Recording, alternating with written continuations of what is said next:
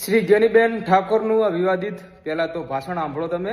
દશા માનાથી વર્તો કરીને ઘરેથી દશા બિહારવાની પ્રથા છે એ કોઈ પણ બેન દીકરીએ દશા માના વર્ત હવે કરવાના નહીં. અને જેને દશામાં નડે એ બધા માને મારે એ મેલતી દો. હું એકલી ગાડી ફેરવું છું, દશામાં મારા ભેગા ગાડી ભરશે અને નડે તો મને નડે, તમને કોઈ નડશે નહીં. પહેલા તો દશામાના સૌથી વધારે વ્રત કોણ કરે? જે આર્થિક રીતે શૈક્ષણિક રીતે એ લોકો વ્રત જાજા કરે. કોઈ દિવસ તમે 10 દિવસ દશામાના વ્રત કરો, 11મા દિવસે જે તમે મૂર્તિ ભદ્રાવો છો અને ભદ્રાયા પછી એના 10 દિવસ પછી કોઈ દિવસ જોવા જા ખરા કે મૂર્તિની હાલત શું છે? બરોબર, પછી વિરોધ કરજો. આ એક સમાજના બંધારણનો ફંક્શન છે. સમાજના ફંક્શનની અંદર આગેવાનો ગમે તે સમાજને સલાહ આપી શકે, એમાં કોઈ નવાઈની વાત નથી. માતાજીના વ્રત કરવા હોય તો કેવા વ્રત હોય? મંદિરે જઈને માથું ટેકીને કહેવાનું હોય કે માતાજી, જે અમે કાર્યમાં ઉતરીએ છીએ એમાં અમને સાથ આપજે, હિંમત આપજે, અમને કોઈ દિવસ હારવા ના દેતી. બાકી માતાજી કોઈ દિવસ કેન્સર, તાવ કે કોરોના મટાડવાના નથી.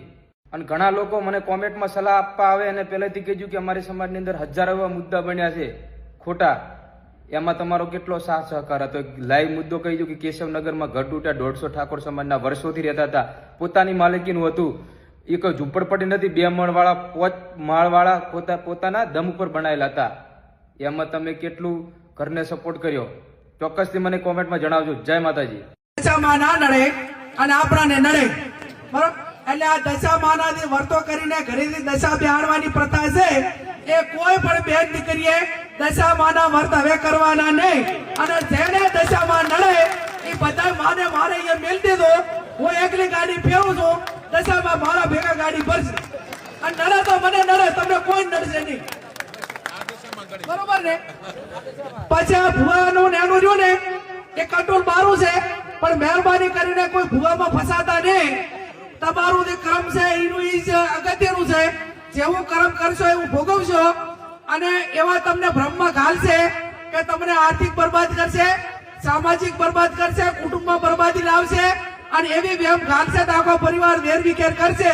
એટલે મહેરબાની કરીને કોઈ પણ પ્રકારનું દખ હોય તો ડોક્ટરને બતાવવું, હગાવાલાને બતાવવું, એને વાત કરવાની. કોઈ પણ અકળામણ હોય તો વાત કરવાની.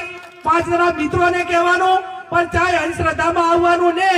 અને ભોપા જો આખા દેહનું બધું મટાડી દેતા હોય તો હું કેશોદી આ સાહેબ બે તમે કોઈ ભોપાની બાધા રાખા અને અમે તમારે અહીંયા કોઈ પણ કામ ના કરા અને ચૂંટણીમાં ફોર્મ ભરા દીધા તો એ ભોપો હાથ